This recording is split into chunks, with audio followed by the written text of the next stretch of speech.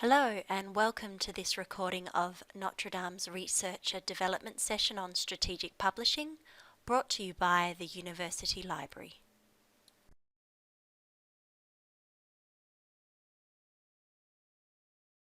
So if you could go to library.nd.edu/RD, so you can go to the library website and just put /RD for researcher development.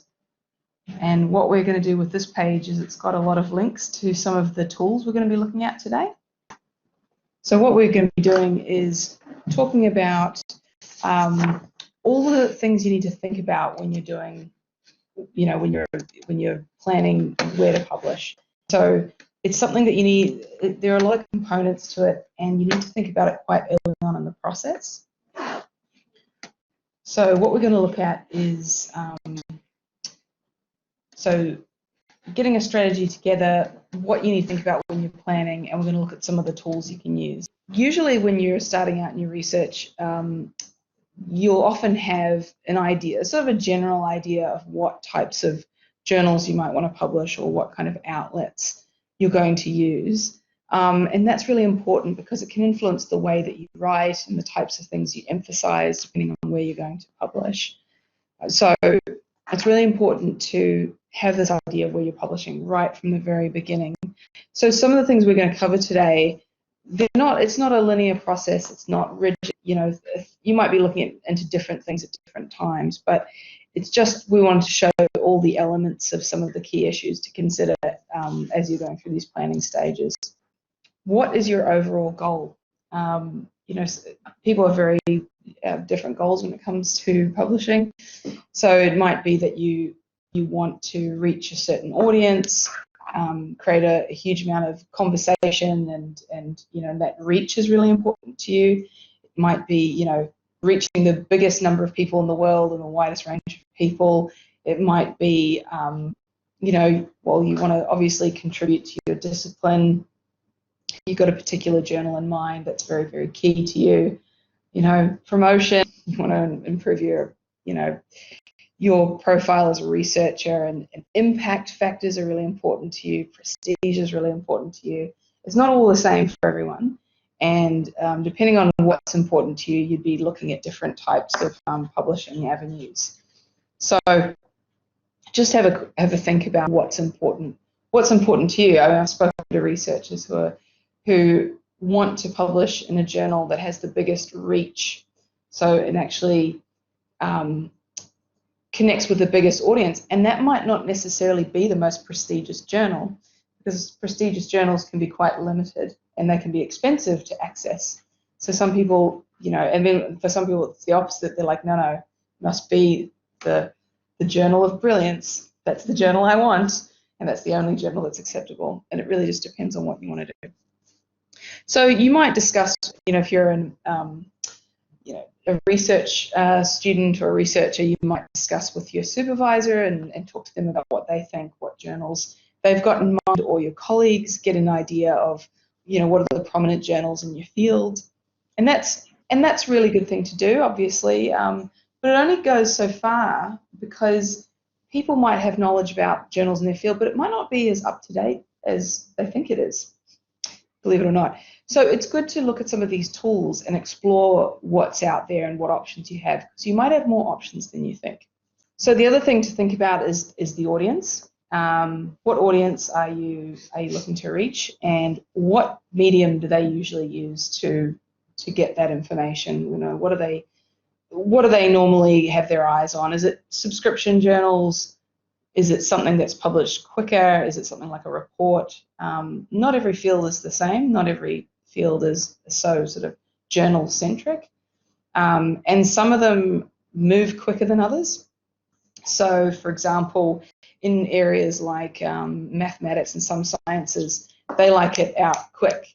And so what they often do is pre-prints. So before you've gone through, the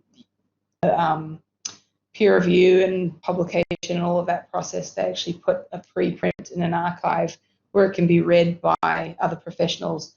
They can get a bit of peer review that way, a bit of feedback that way, and it also sort of stakes their claim on that bit of research. So some fields they'll do that, others, you know, it just moves slowly, and that's just the way it is. But it's just another factor to consider. And also, with this audience, you've got to think about what are they using this information for? So are they, you know, for example, if it's a policy type thing, for example, if you're doing nursing, you might want to look at a nursing policy journal, because that's where these decision makers are going to turn to for that kind of information. If something that crosses the boundaries between a couple of disciplines, maybe look outside of your field and look at something that may be pertinent to a wider variety of people. We have that a lot with library and information studies, which is our field, because it crosses over quite a few things. Sometimes it can be relevant to people in education, sometimes it's computer science, sometimes it's design or business, and it just really depends on, you know, what audience we're trying to reach there.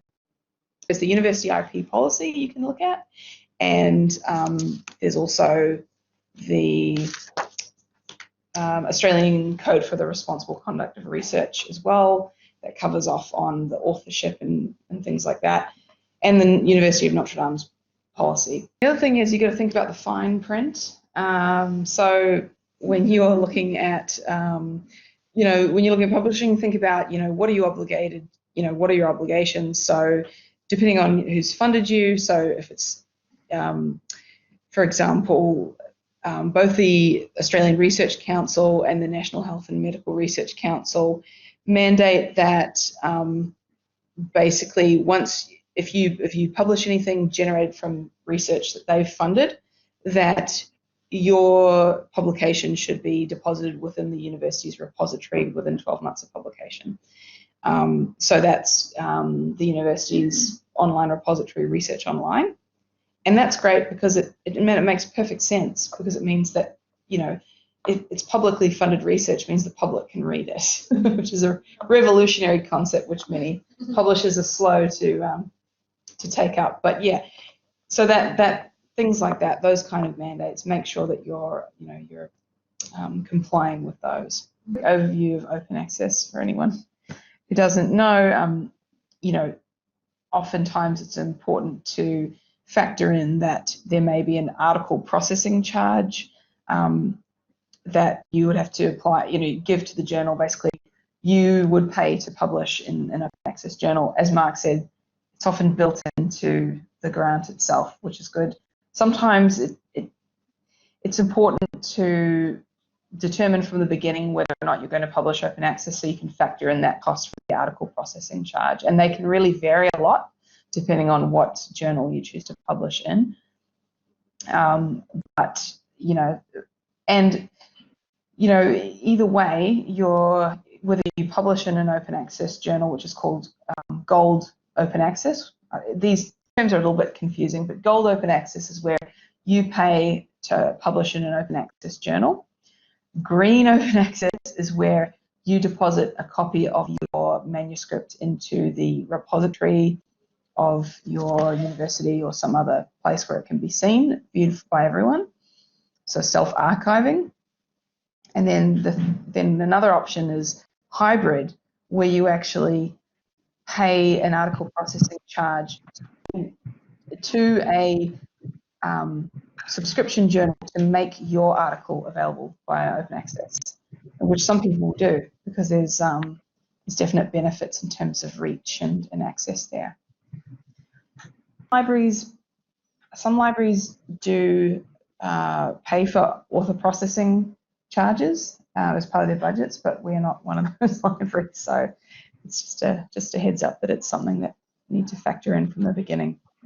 These are the sort of things you think about with planning, and then you have to come up with your strategy, what you're going to do.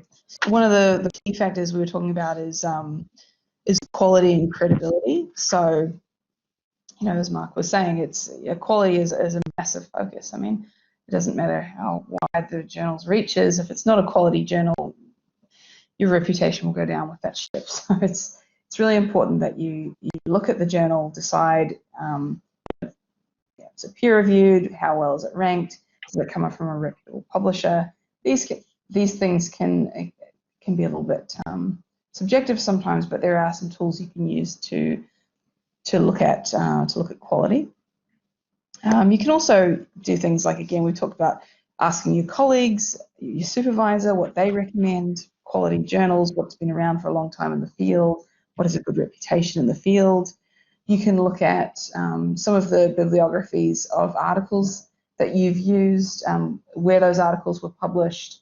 You know, are they along the same lines as what your research is? You can use that as a bit of get an idea. You can also look at some of the professional societies or associations in your field, and do they publish any journals? I mean, that would have a good reputation. And there are also some tools that you can use that help recommend things to you. So we're going to have a look at some of those tools and see if we can come up with some ideas of where to publish. So in this researcher development guide, on the strategic publishing page, on that first tab, you've got research and journals. And then what I'd like you to look at is one called Journal Guide, which is this link here near the bottom. So if you just open up Journal Guide. Now what this does, this is an independent company, and they've got an algorithm. I'm not quite sure how it works. Whenever they say the word algorithm, they can't leave me there. But it's a way of putting in, say, your manuscript title or keywords from your manuscript, just get it, provide it with information about what your manuscript is, and then it will match you up with a journal. And it's really neat because what I think is really good about this, although there are other tools, they're often aligned to certain publishing houses, so they can be sort of limited in their results because, of course, they're going to recommend. Yeah, like Sage will recommend other Sage publications. Yeah, guess what? A Sage publication would be excellent for you. Whereas this doesn't, it's not really based on that so much. It's got a bigger reach. One of our researchers from School of Physio, a few of our researchers from the School of Physio. And there's about sort of Achilles tendinopathy and et cetera, et cetera. And you can see here that we've got 41 journals. You can see by the names if they're sort of hitting the right mark. Some of them are a little bit broader than others, like JAMA, Journal of the American Medical Association. Might be a little bit broad, but it's a very, very prestigious journal. And then you've got others that are more targeted towards sports medicine and strength and conditioning.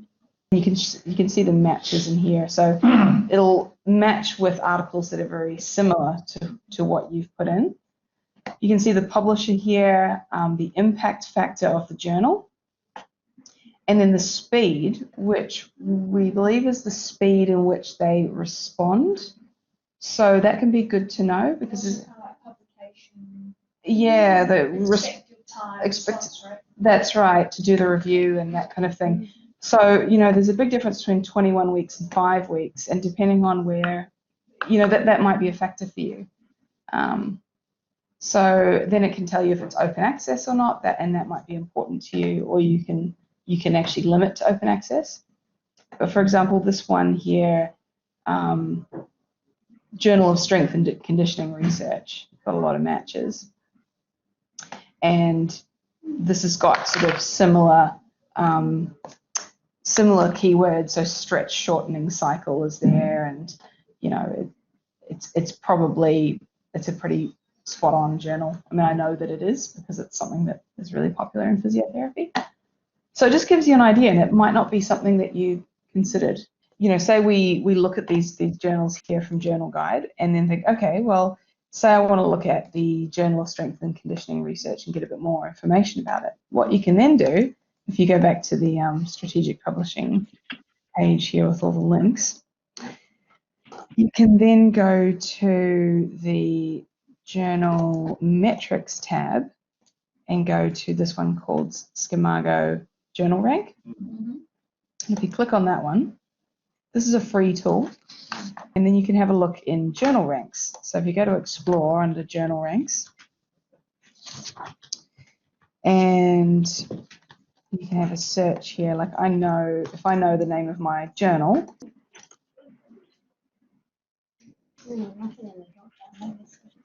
All right, so if I click on this one,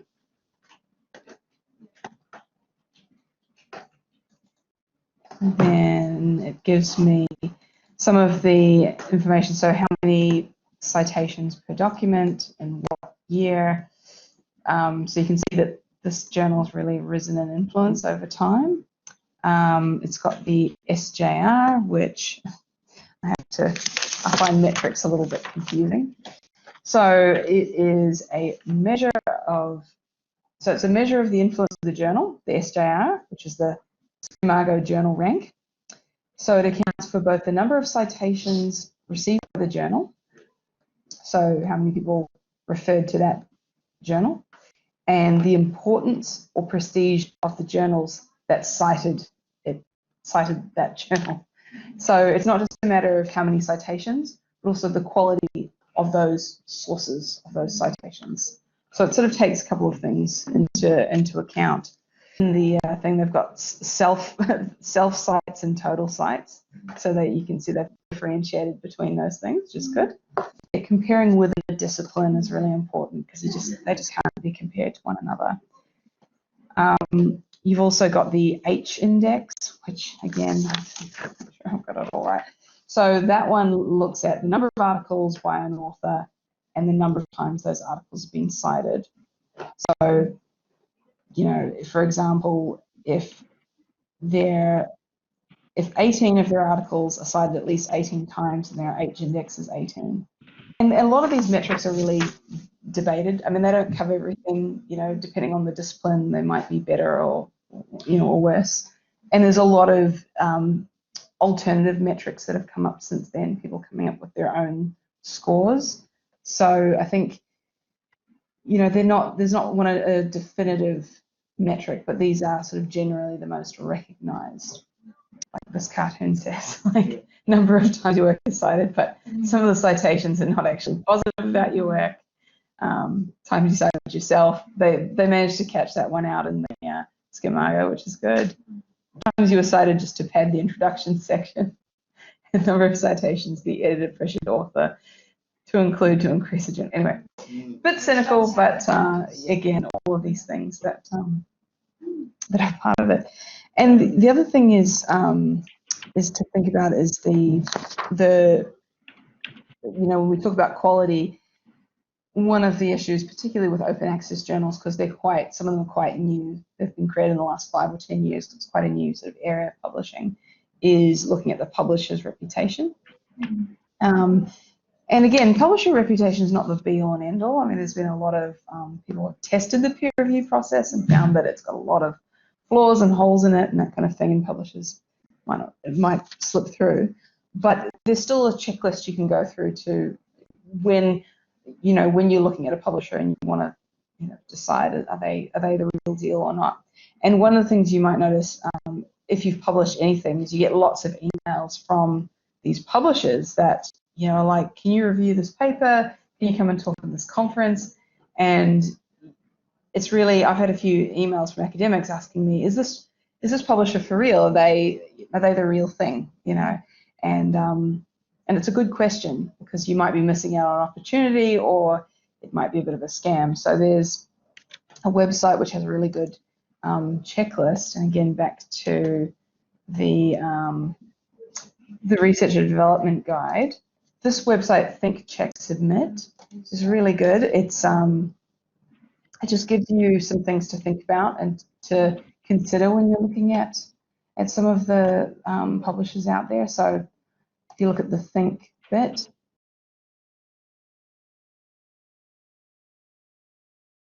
this Think, Check, Submit just gives you some things to, again, think about. So when they say stories of publisher malpractice and deception are on the rise, they are. It's so easy to publish now. It doesn't, you know, back in the day, if you're starting a publishing house, it was hard. It had a lot of hardware involved, a lot of resources. It took a while. Now anyone can do it. So new journals being launched each week, and there's a lot of different countries publishing things with maybe slightly different standards or practices that you might not be used to. So those are things to factor in, is the way that the publishing landscape has changed. So then when they talk about the check bit, so what can you check? So again, ask around, is this journal known by your colleagues? You know, some of the, there are some of our colleagues that they like very obscure journals, and some of them have looked at the website and they're like, oh, it's a weird looking journal. But they're like, no, this is it. This is the only one in this particular field that's really, really important. And, you know, it's got a reputation in their community. Can you easily identify and contact the publisher? It's really important. And this also goes for a lot of websites too, or anything that you find. If there's only a web form, there's not an address, there's not a phone number, be a little bit suspicious. There should be some sort of address, and there should be some kind of way of contacting them beyond email. And make sure that the publisher's name is clearly displayed so you can track them down as a business. And one of the things that you can do is, if you find their address, you can look them up on Google Maps. And if it's someone's house, it's probably not a good thing. Yeah. But if it looks like it's in a business area, that's a little bit different. So, you know, if it's a PO box, probably not too good. So check to see if those contact details are there. Are they clear about the type of peer review that they use? So, you know, that it's not enough to say, you know, I'll trust us, we're peer reviewed. You know, do they describe the process? Do they talk about the editorial board? You know, what their criteria are, any kind of information. And also the indexing. So are the articles indexed in services that you use? So in other words, are they indexed in databases? Will they come up in certain databases that are searchable in your area and field and things like that? And we can look at some resources that show how things are indexed. Mm-hmm. And it can be really important, because if everyone's looking at PubMed or CINAHL or certain databases and they're not indexed in there, then people aren't going to be able to, how are people going to find your article? Fees, they've got to be clear about the fees, what they're for, when they'll be charged. Give a sense of what those fees are, and you don't want to be people have gotten into trouble with that. Also, the editorial board. One of the things to check with some of these journals is make sure that the editorial board knows that they're on this journal's website. There have been cases where people, they're like, hang on, yeah, I am a real person, that's my photo and those are my credentials, but I've never heard of this journal and I've had nothing to do with it. And some people have investigated and they double check, are you sure that you're on this board? And do you recognize any of these people? Are they real people? Did the editorial board mention the journal on their own websites? That's really important. If they don't mention it, they might be a bit suspicious. And again, look at, are they part of your industry, associations, initiatives? There's things like the Directory of Open Access Journals. They've really tightened up their quality process for listing open access journals in their directory. So there are things to look at there. And then, and then really, only once you've answered all those questions, should you really pursue that journal. So actually, let's have a look at the indexing side of things. So you can see on this, back to the Researcher Development Guide, on the first page under Researching Journals, we've got a thing called Ulrich's Web. Mm-hmm. Catchy name.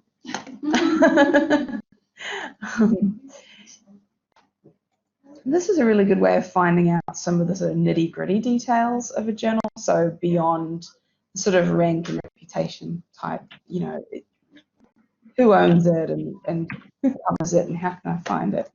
So say I want to publish in this journal, Australian Critical Care, so it's Australian and I want that, that audience is really important to me. But I need to know that it'll be discovered in the places where it needs to be discovered. And I also need to know if it's been peer reviewed.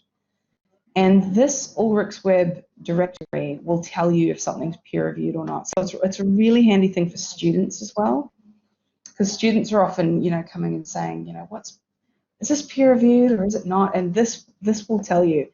The little umpire jersey stands for refereed. So if something's refereed, And then the E tells you if it's available electronically.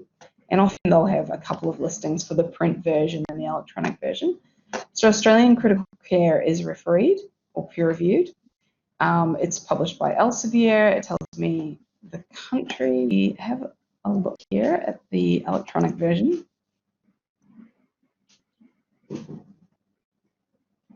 Then we can see how often it's published. It's peer-reviewed. Yes, it's available online. And then we can look at abstracting and indexing. And it says Web of Science coverage dropped. That's not great, really. Online availability. Actually, what's the difference here? Online availability. Oh, this is just abstracting and indexing. So, okay, two things for the same thing. So, online availability, available in full text. Okay, that I was going to say that did not look good. But no, this is where you can get access to the journal. So if people are looking in these databases, they'll be able to find the journal there. So there's a lot of visibility, so you can see. And also, title history details are good too, because sometimes it might have been called something else in the past, and then the name changed, merged with something else. It used to be called the Confederation of Australian Critical Care Nurses. So these are other sort of details that they're not easy to find. But it's really great. So Ulrich is really good if you want to know the nitty-gritty of a journal. Open access, and I'm a big advocate for open access. And one of the reasons I am is I've done a lot of reading around it, and it's been quite well proven at this point that if it's open access, more people will read it. Again, depending on what your priorities are, that might not necessarily be the number one priority, but it's something to consider. And it's increasingly journals are becoming open access, having open access options, or having to sort of change their model to make things more open. Often what they have is this thing called bronze open access, where the journal will inexplicably make something open for a while, but then it'll go back to being behind the paywall. That's very hard to track, but it seems to be quite common. And of course, they'll do that to sort of probably boost the readership of something for a while. But it's a little bit disingenuous because they're not permanently making it available. So you can see that articles that are available in green open access, which is when you put it into an institutional repository, such as Research Online, those articles get more. They get more citations, they get more eyes on them, and of course they're freely available. Can I just show you a bit of altmetrics? We have some of that in Research Online, which is our institutional repository. And I just wanted to show you an example of one of our researchers in a publication and how it's reached sort of beyond that sort of citation count. Supervising a research thesis by Richard Burlack. So if we have a look at this record here, this is an example of something that's had like a great amount of influence. I mean, not only has it had 7,000 downloads, it's got a great title, which is really obvious about what it is, and it's something that people really want. Obviously, it's the abstract is really clear. Anyway, if we have a look at this is the CLOMX metric. So it captures a few different ways of, of this, looking at this different impact. So it's not just the downloads of the article, but also things like the tweets that it's generated. And this is really interesting. This is sort of a book. It's an online, it's a long form document, but it's obviously like a handbook, yeah. Kind of.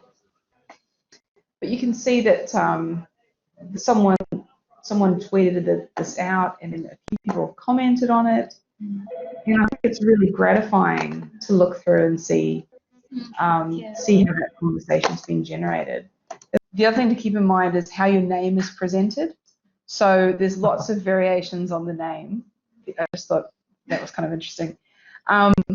So, if your name's Fred Smith, Frederick Smith, F.W. Smith, F. Smith, those are all different, and it sometimes can't capture bring it all together if your name is so different.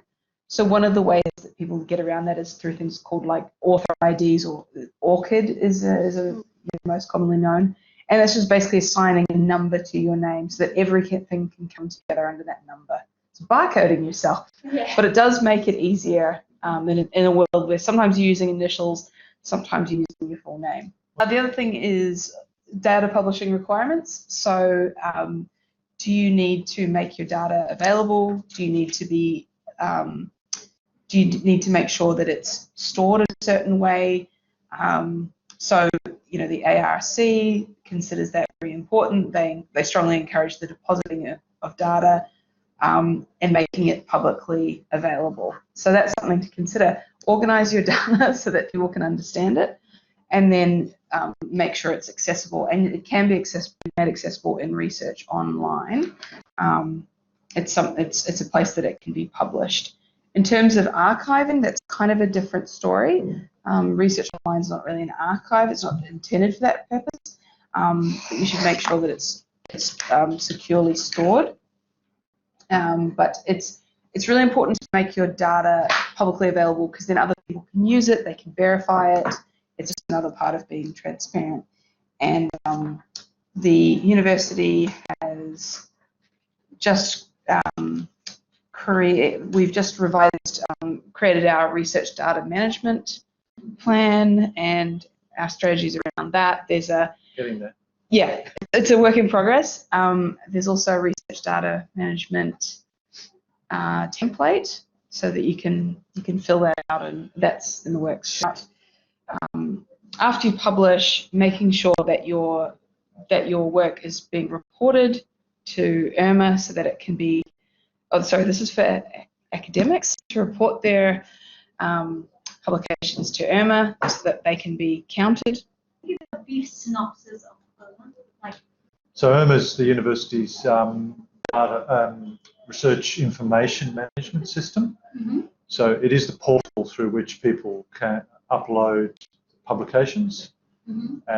and then they get into the system and hopefully find their way into Research Online and get rewarded and then get captured. Mm-hmm. And all of the metadata gets systemized and counted effectively. And then Research Online will also capture the record of your work, full text of your work, make it available, open access for people to read. You can see Richard Burlack has got a lot of visibility just from Research Online, so it is a really good way of getting it out there on the open web. Selected works is another part of Research Online where staff members can connect their research outputs to their profile. So they've got a profile, connect their research outputs there so that they're sort of easily connected to their profile. And the other thing to remember is a DOI, assigning a DOI to your work. So your thesis, they're usually assigned anyway if it's a journal article, but if it's your thesis or something like an ebook, such as Dr. Burlack wrote, a DOI is great because it means that, again, no matter where it is, you've got this one identifying number that's easy to track, and it's not based on a URL which can change. So DOIs are good, and they're becoming, so common with just about any digital object. It's just like a barcode for that object. Publisher author agreements, just very quickly. When you're working with a publisher, there are issues with copyright. It's just important to note that you can, to some degree, question those, possibly, alter them or amend them a little bit. You don't need to necessarily just take it at face value and sign it, and also read it very, very carefully, because sometimes it might have things in it that you don't quite like. But there are examples of people who have sort of pushed back and asked for different provisions on copyright. So it can be discussed with the publisher a little bit. You don't have to quite take it at face value. I won't go into much more detail than that. I think that's about it. We'll have to wrap up because we're at time. But if you have any follow-up questions, you can let us know.